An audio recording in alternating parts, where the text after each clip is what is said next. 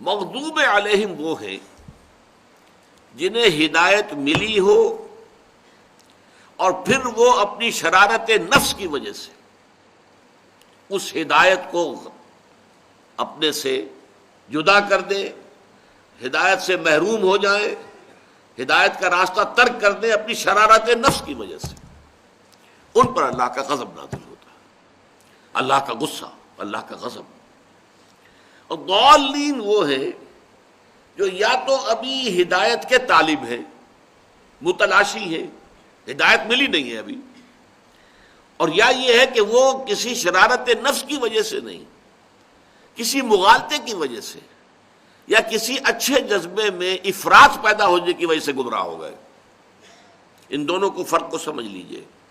ایک وہ ہے جنہیں ہدایت ملی، اب اس کی سب سے بڑی مثال یہی وجہ ہے کہ ہمارے ہاں تمام تفاسیر میں آپ کو ملے گا کہ مغضوب علیہم سے مراد یہود، ضالین سے مراد نصارہ عیسائی۔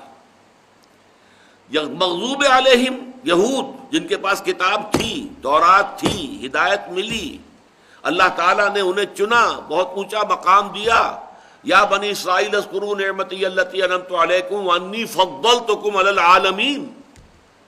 سورہ بقرہ میں 2 مرتبہ یہ آیت آئی ہے، چھٹے رکوع کی پہلی آیت بھی یہی ہے اور 15ویں رکوع کی پہلی آیت بھی بعین ہی یہی ہے۔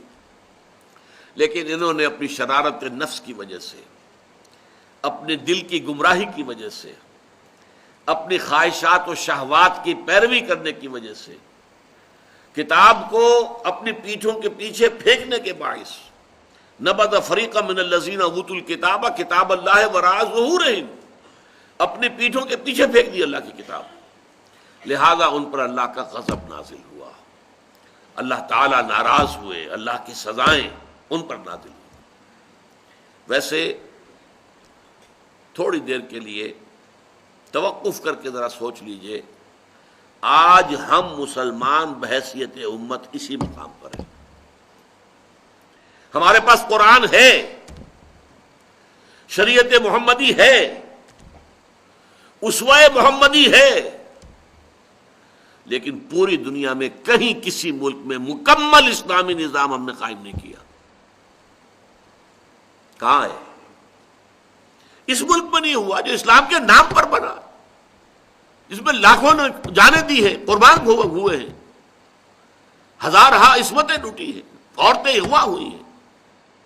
1947 کے ہولناک حالات، نوجوانوں کو کیا معلوم کیسی خونی تقسیم تھی یہ ہندوستان کی۔ اس خونی تقسیم کا مقصد کیا تھا؟ ہمیں ایک آزاد ملک مل جائے جس میں کہ ہم اللہ کے دین کا بول بالا کریں، اللہ کی کہ رسول کا دیا ہوا دین حق اسے غالب کر دیں، قائم کر دیں، نافذ کر دیں، پوری دنیا کے لیے روشنی کا ایک مینار بنا دیں، جیسے سمندروں میں روشنی کے مینار ہوتے ہیں کہ جس سے پتہ چل جاتا ہے جہازوں کو کہ ادھر خطرہ ہے، یہاں چٹانیں ہیں، بچ کر نکلو۔ لیکن کہاں ہے اسلام؟ آج مغضوب علیہم، میری ایک کتاب ہے سابقہ اور موجودہ مسلمان امتوں کا ماضی، حال اور مستقبل۔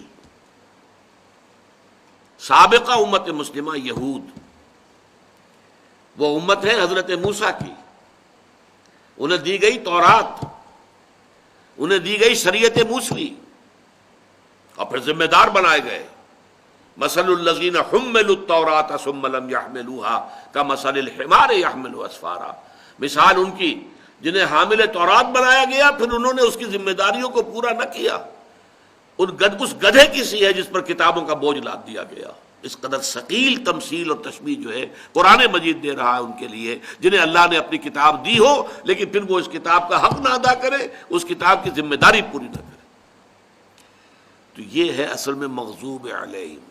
اس کتاب میں قرآن کا قانون عذاب کیا ہے میں نے تفصیل سے بحث کی ہے، اور آج ہم ضربت علیہم الذلۃ والمسکنۃ وباؤوا بغضب من اللہ، ذلت اور مسکنت آج مسلمانوں پر طاری ہے، یہودیوں پر کہاں ہے؟ شیرون جو کچھ کر رہا ہے، جس دھڑلے کے ساتھ کر رہا ہے، ڈنکے کی چوٹ کر رہا ہے، جو کچھ کر رہا ہے پوری دنیا دیکھ رہی ہے۔ وہ اٹھا کر یوں پھینکتا ہے، یونائٹڈ نیشن کی قرارداد اٹھا کر پھینک دی، کوئی پرواہ نہیں، نہ اسے امریکہ کی کسی اپیل کی پرواہ ہے، کوئی پرواہ نہیں، اسے معلوم ہے امریکہ تو میری مٹھی میں ہے، وہ تو دنیا کو دھوکہ دینے کے لیے کوئی بات کہہ دیتا ہے، باقی تو ہے میری مٹھی کے اندر۔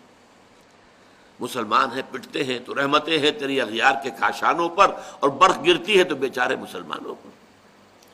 تو مغضوب علیہم کی مثال قدیم میں یہود، اور آج بدقسمتی سے ہم مسلمان اس کی مثال ہیں۔